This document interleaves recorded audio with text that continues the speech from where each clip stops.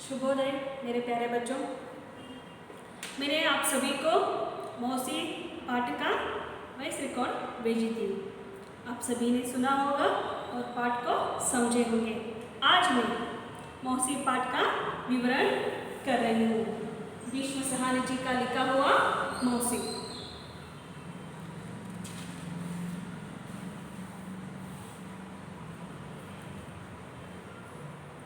भीष्म सहानी का जन्म 1915 अगस्त 7 को रावलपिंडी में हुआ था।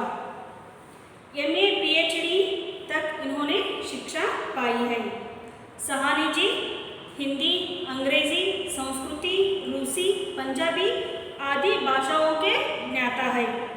इन भाषाओं की इनकी अनेक रचनाएं प्रकट हुई है। विशेषकर आम आदमी का जीवन इनकी रचनाओं में अंकित हुआ है। झरोखे, कड़िया, तमस, बसंती आदि इनके उपन्यास हैं। भाग्यरेखा, भटकती रात, शोभा यात्रा आदि कहानी संग्रह है। भीष्म सहानी ने जीवनियाँ भी लिखी है। यथा भाई बलराम, अपनी बात, कबीरा खड़ा बाजार में, माधवी, मुआवजे आदि नाटक है। सहानी जी शिरोमणि पुरस्कार, साहित्य अकादमी पुरस्कार, सोवियत लैंड नेहरू पुरस्कार से शोभित हुए हैं। इस पाठ में आए हुए कुछ शब्दार्थ को जानेंगे। मौसी यानी माता की बहन को हम मौसी कहते हैं। जैसे कि आप सभी लोग आंटी करके पुकारते हैं ना, उसका अर्थ है मौसी यानी माँ की बहन। उम्र यानी वय, आयु, वयस्सु। साथ देना यानी सहयोग करना, सहायता करना, मदद करना। फाटक यानी मुख्य द्वार, मेन डोर। कंधा यानी भुजा, इसे कंधा कहते हैं। बस्ता यानी थैला, जो बैग आप डालते हैं ना, थैला। मोहल्ला यानी शहर या कस्बे का एक भाग। ओणी अंत करीतिरಲ್ಲ, ನಿಮ್ಮ ಮನೆ ಯಾವ ಓಣಿ ಒಳಗೆ ಐತೆ ಅಂತ ಕೇಳ್ತಿರೋ ಓಣಿ। मोहल्ला ಅಂದ್ರೆ ओणी। घेरना यानी किसी को चारों ओर से बांधना, यानी जब टीचर आपके क्लास में कुछ करेक्शन करते रहते तो आप सभी लोग आकर उसके चारों तरफ घेर कर खड़े हो जाते हैं, यानी घेरना। दोपहर यानी मध्याह्न का समय को दोपहर कहते हैं। ढलना यानी बीतना, कट जाना। नीम का पेड़ यानी बेविना मरा। तले यानी नीचे, तले यानी नीचे। नीम के पेड़ के तले यानी नीम के पेड़ के नीचे। चुटकुला यानी मजेदार बात, सभी को हंसी आने वाले बात, जैसे कि जोक्स आप सभी सुनते हैं ना, जोक्स। लताफा भी कहते हैं, नगेहनी अंत ಕೂಡ ಹೇಳ್ತಾರೆ। पहेलियाँ यानी किसी बात को घुमा फिरा कर कहना। वगटुगड़ु, जो बात सीधी नहीं कहते, घुमा फिरा कर जो कहते हैं उसे क्या कहते हैं? पहेलियाँ कहते हैं। जब कुछ कहता रहता है तो ठीक तरह से नहीं कहता, तब कहते हैं ना, ये पहेलियाँ मत बुझाओ, जल्दी से बताओ सीधी बात क्या है, यानी पहेलियाँ घुमा फिरा कर कहना। मालूम यानी जानकारी, मालूम होना। सुना यानी खाली। खोजना यानी ढूंढना, तलाश करना।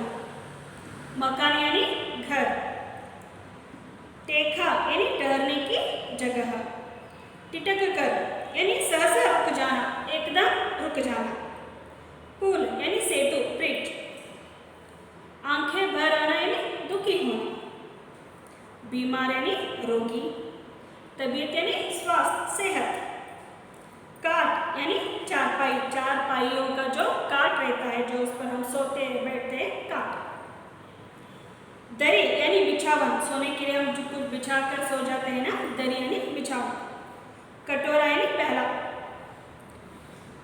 सಣ್ಣ ಗಿಂಡಿ ಅಂತ ಹೇಳ್ತಾರೆ, कटोरा यानी प्याला। विनती यानी प्रार्थना करना, विनती करना। कोठरी यानी छोटा सा कमरा। चक्कर काटना यानी घूमना, इधर उधर घूमते रहना, चक्कर काटते रहना। अब मौसी पाठ का विवरण हम करेंगे। भीष्म साहनी जी का लिखा हुआ मौसी। पाठ का आशय देखेंगे। प्रस्तुत पाठ में मौसी के निस्वार्थ सेवा मनोभाव का चित्रण है। इस कहानी से बच्चों को परोपकार, बड़े बुजुर्गों के प्रति आदर और असहायता की मदद करने की प्रेरणा मिलती है। इस पाठ से आप सभी को यह विषय मिलता है कि निस्वार्थ सेवा, बिना स्वार्थ के किसी की अगर कुछ हम भलाई करते हैं तो उसे निस्वार्थ सेवा कहते हैं। और इस पाठ से बड़े बुजुर्गों के घर में या घर के आसपास बड़े बुजुर्ग जो रहते हैं, असहाय जो होते हैं, तो हमें क्या करनी चाहिए? लोगों की मदद करनी चाहिए। देखेंगे पाठ। उस औरत को सभी मौसी कहकर पुकारते थे, बच्चे भी और बड़ी उम्र के लोग भी। मौसी सबको माँ के जैसे प्यारी बनी थी, सबके सुख दुख के समय में साथ देती थी। बच्चों के लिए तो वह सेवा की मूर्ति थी। उस औरत का नाम था मौसी। सभी लोग उसे मौसी कहकर ही पुकारते थे। छोटे छोटे बच्चे, बड़े बड़े लोग भी उसे मौसी कहकर ही पुकारा करते थे। वो सभी को माँ के जैसे प्यार करती थी, यानी एक निस्वार्थ प्यार जो इस दुनिया में है तो सिर्फ माँ का ही है। उसी तरह माँ का प्यार वो सभी को बांटती थी और सभी के सुख के समय में भी साथ देती थी और दुख के समय में भी साथ देती थी। यानी सिर्फ सुख में जाकर दुख में छोड़ देना ऐसा नहीं करती थी। अगर उनके घर में किसी से कुछ मना रहे तो जाकर उसमें शामिल होती थी। अगर किसी के घर में दुख का वातावरण है, वो कष्ट सह रहे, तो वहाँ पर भी वो जाकर क्या करती थी? उन लोगों का साथ देती थी। सबके लिए मौसी बहुत प्यारी थी। प्रतिदिन दोपहर होते होते मौसी स्कूल के फाटक पर पहुंच जाती थी। जैसे ही छुट्टी की घंटी बजती, वैसे ही बच्चे भागते हुए बाहर निकलते और मौसी के कंधों पर अपने अपने बस्ता डाल देते। मोहल्ले के सभी बच्चे उसे घेरे रहते थे। प्रतिदिन दोपहर होते होते क्या करते थे? स्कूल के मुख्य फाटक पर यानी मेन गेट पर आ जाते थे। स्कूल की घंटी बजते ही सभी बच्चे भाग कर जाते थे और जो अपना जो थैला रहता है, बैग, वो सभी मौसी के कंधे पर डाल देते थे और सभी बच्चे उसे घेरे रहते थे। दोपहर ढलने पर मौसी नीम के पेड़ के तले जा पहुंचती, जहाँ सभी बच्चे खेला करते थे। मौसी को बच्चों के साथ खेलना, उन्हें कहानियाँ, चुटकुले और पहेलियाँ सुनाना बहुत पसंद था। वह तोता तोते की कहानी, काठ के घोड़े की कहानी, वीरोचित कहानी आदि सुनाती थी। स्कूल जब दोपहर होते होते स्कूल छोड़ने के समय होता तो वो क्या करती थी?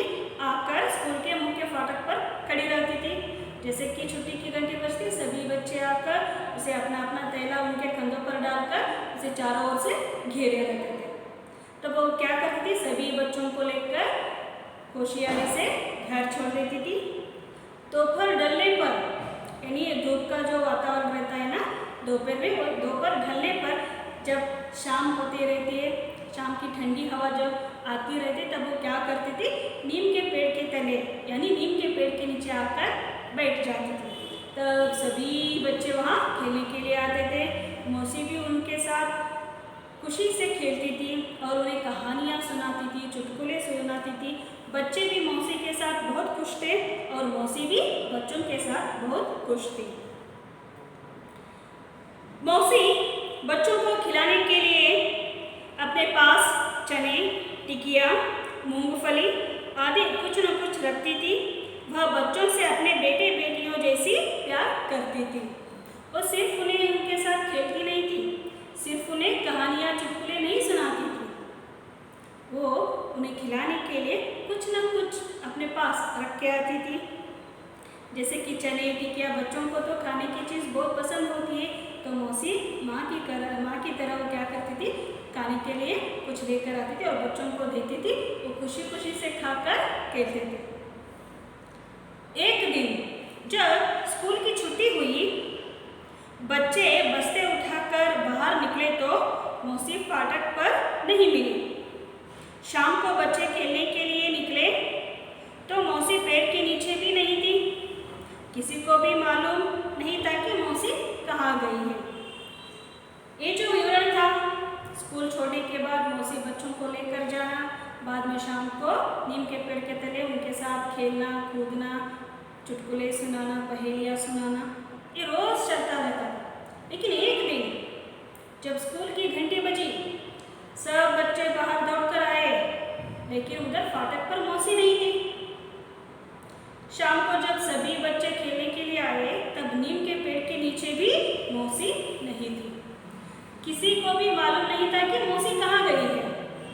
सब लोग ढूंढते हैं मौसी को, लेकिन पता नहीं कहीं पर चली होगी करके चुप हो जाते।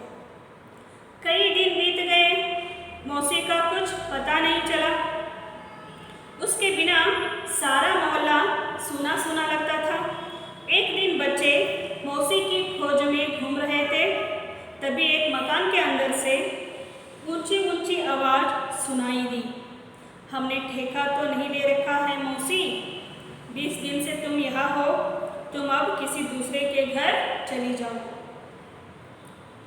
एक दिन बच्चे देखते हैं तो स्कूल के पास भी नहीं थी मौसी और नीम के पेड़ के पास भी नहीं थी। ऐसे कई दिन बीत जाते हैं, मौसी का कुछ अता पता ही नहीं रहता। किसी को भी मालूम नहीं रहता है कि मौसी कहाँ गई है। मौसी के बिना तो सारा मोहल्ला सूना सूना लग रहा था। बच्चे खुशी से नहीं खेल नहीं पा रहे थे। तब एक दिन सभी बच्चे इकट्ठे होकर क्या करते हैं, हम सभी मौसी को ढूंढ निकालेंगे। इस तरह सोचकर सभी बच्चे इकट्ठा होकर मौसी को ढूंढने के लिए चले जाते हैं। ऐसे ही देखते रहते, ऐसे ही जाते रहते बच्चे देखते हुए। जाते समय एक घर के अंदर के आवाज़ से ऊंची ऊंची आवाज़ सुनाई देती है कि हमने ठेका तो नहीं ले रखा है मौसी। मौसी शब्द बच्चों के कानों पर पड़ती है। 20 दिन से तुम यहाँ पर हो, हमने ठेका तो नहीं ले रखा है, तुम यहाँ से चली जाओ करके जोर जोर से आवाज़ मकान के अंदर से सुनाई दे रहा था। मौसी शब्द सुनते ही बच्चे सभी उधर खड़े हो जाते हैं। मौसी का नाम सुनकर सब बच्चे ठिठक कर खड़े हो गए। उस घर के अंदर से मौसी शब्द सुनते ही सभी बच्चे एकदम सहसा रुक जाते हैं। बंद दरवाजे की दरार में से झांक कर देखा तो मौसी एक काट पर लेटी थी। उसके बाल उलझे हुए और चेहरा सूखा हुआ था। मौसी को ऐसी स्थिति में देखकर बच्चों को बहुत गुस्सा आया और दुख भी हुआ। बच्चे मौसी को ढूंढते हैं और एक मकान के अंदर से मौसी शब्द सुनते ही रुक जाते हैं और उस घर के दरार से देखते हैं मौसी एक काट पर लेटी हुई है, यानी सोई है। उसका सभी बाल उलझे उलझे हुए हैं, उसका चेहरा पूरा सूखा हुआ है। जैसे कोई बीमारी से अगर ज़्यादा दिन एक ही जगह पर सोया हुआ रहता है तो कैसे हालत में होता है, वैसे ही हालत मौसी की होती है। उसे देखकर सभी बच्चों को बहुत दुखी होती है और गुस्सा भी आता है। दूसरे दिन बच्चे हॉकी मैच खेलकर लौट रहे थे तो रास्ते में पुल के पास मौसी बैठी नजर आई। उसके पास एक छोटी सी गठरी और लाठी भी थी। मौसी को देखकर सब उसे घेर कर प्रश्न पूछने लगे। बच्चे देखते हैं एक घर के अंदर मौसी लेटी हुई है और उसका हालत बराबर नहीं। तब बच्चे वापस चले जाते। दूसरे दिन जब बच्चे हॉकी मैच खेलकर आते रहते हैं तो एक पुल के पास मौसी बैठी हुई दिखाई देती है। उसके पास एक लाठी और एक गठरी भी था। गठरी यानी गंट, गरीबी गंट अंतर रहते वाला गंट, गठरी भी थी।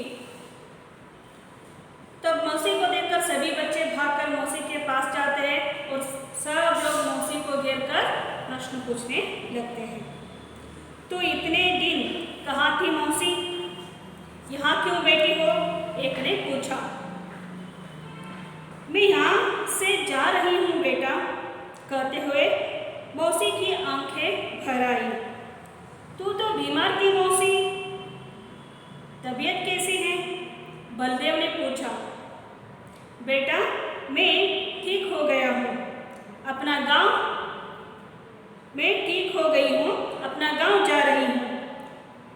हम तुझे कहीं नहीं जाने देंगे मौसी, सब ने एक स्वर में कहा। मौसी की आंखों में आंसू छलक उठे। मौसी को देखते ही सब बच्चे मौसी के पास दौड़कर जाते और पूछते हैं, तो इतने दिनों से कहाँ थी मौसी, कहाँ जा रही हो। मौसी कहते, मैं गांव छोड़कर जा रही हूँ। नहीं नहीं, हम तुम्हें कहीं नहीं जाने देंगे, तुम्हें तो आराम नहीं था, अब तुम्हारी तबीयत कैसी है, बलदेव पूछता है। सभी बच्चे इसी तरह प्यार से जो प्रश्न पूछते रहते हैं मौसी को, बच्चों का वो प्यार भरा प्रश्न देखकर मौसी की आंखें भर आती है। दुकान के सामने एक काट बिछी थी, 2-3 लड़के भागकर काट उठा ले आए, उस पर मौसी को जबरदस्ती बैठा दिया। काट को सीधे नीम के पेड़ के तले ले आए। तब क्या करते हैं, एक दुकान के बाहर एक काट बिछी थी, उसे लड़के जाकर काट को लेकर आते हैं, काट के ऊपर जबरदस्ती मौसी को बिठाते हैं और उस काट को अपने कंधों पर उठाकर चलते हैं। और वो जो नीम के पेड़ के नीचे वो सभी बच्चे खेलते थे ना, वहाँ पर जाकर उस काट को रखते हैं। कन्हैया भागकर अपने घर में दरी और तकिया लाया। कन्हैया क्या करता है, अपने घर जाकर मौसी के लिए ओढ़ने के लिए एक दरी और एक तकिया लेकर, उसे सोने के लिए चाहिए ना दरी और तकिया, तकिया यानी तले दिंगो पिल्लो लेकर आता है। उषा थाली में 2 रोटियां लाई। मौसी बहुत दिन से कुछ नहीं खाई थी, तो उषा जाकर क्या करती है, अपने घर से 2 रोटी खाने के लिए लेकर आते हैं। योगराज एक कटोरे में दूध लाया। योगराज नाम का लड़का एक कटोरे में दूध पीने के लिए दूध लेकर आता है। गोपाल घर से लैंप उठा लाया। गोपाल अपने घर से लैंप उठाकर लेकर आता है, क्योंकि शाम का समय अगर अंधेरा हो जाए तो कुछ नहीं दिखेगा, इसलिए गोपाल क्या करता है, अपने घर से लैंप उठाकर लेकर आता है। मुन्नी पीने के लिए पानी लाई। मुन्नी क्या करती है, अपने घर को दौड़कर भागकर मौसी के लिए पीने के लिए पानी लाती है। बलदेव के पिता डॉक्टर थे, वह अपने पिता को क्लिनिक से खींच लाया। मौसी बीमार है, आप जल्दी चलकर देखिए। बलदेव के पिता डॉक्टर थे, तब क्या करता है, बलदेव दौड़कर अपने पिता के पास जाता है क्लिनिक को और जबरदस्ती अपने पिताजी को खींचता है।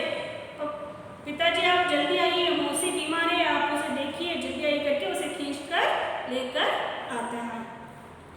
बच्चे सोचने लगे कि मौसी को कहाँ ठहराया जाए। उन्होंने निर्णय लिया कि वे बारी बारी से उसे अपने घर में रखेंगे। बाद में उन्होंने हेडमास्टर जी से विनती की कि मौसी को स्कूल में काम दिया जाए। हेडमास्टर जी ने मान लिया और मौसी को रहने के लिए स्कूल में एक कोठरी भी दे दी। तब क्या करते हैं, सभी बच्चे सोचते हैं, मौसी को इस तरह पेड़ के नीचे कितने दिन हम छोड़ सकते हैं, इनको रहने के लिए कुछ न कुछ व्यवस्था करनी ही पड़ेगी। तब सभी बच्चे बात करते हैं कि हम सब लोग बारी बारी से अपने घर में मौसी को रखेंगे। लेकिन बाद में क्या करते हैं, मौसी को कुछ काम दिलाना चाहिए, तो जाकर अपने पाठशाला के प्रधानाध्यापक यानी हेडमास्टर जी से विनती करते हैं। हेडमास्टर जी, ये मौसी जो है बहुत अच्छी है, इसे रहने के लिए कोई जगह नहीं है, उसे प्लीज़ आप यहाँ पर अपने पाठशाला में एक काम दे दीजिए, वो खुशी से काम करते हुए रहेगी करके सभी के इस प्यार भरे विनती प्रधानाध्यापक जी का मन पिघला दिया और कहे, ठीक है, मौसी को हम इधर काम देंगे और उसे रहने के लिए कोठरी भी देंगे। मौसी फिर से स्कूल के आंगन में आने लगी।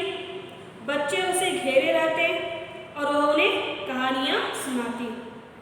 कभी कभी लाठी टेकती हुई मोहल्ले का चक्कर काटती, सभी घरों में झांक उनका कुशल क्षेम पूछती। सांझ ढले अपनी कोठरी में चली आती और चैन की सांस लेती। इस तरह बच्चों के प्रेम व स्नेह भाव से मौसी के जीवन में खुशी के दिन लौट आए। मौसी को स्कूल में काम मिलने के बाद वह खुशी से आराम से काम करने लगे और आराम से अपने कोठरी में रहने लगी। एक एक बार लाठी टेकती हुई सारा मोहल्ले का चक्कर काटती और सभी का कुशल क्षेम पूछती थी और आराम से आकर अपने कोठरी में चैन की सांस लेती थी। इसी तरह बच्चों के प्यार से, बच्चों के स्नेह से उनकी ज़िंदगी में जो समस्या आई थी वो दूर हो गई और खुशी से अपना जीवन बिताने लगी।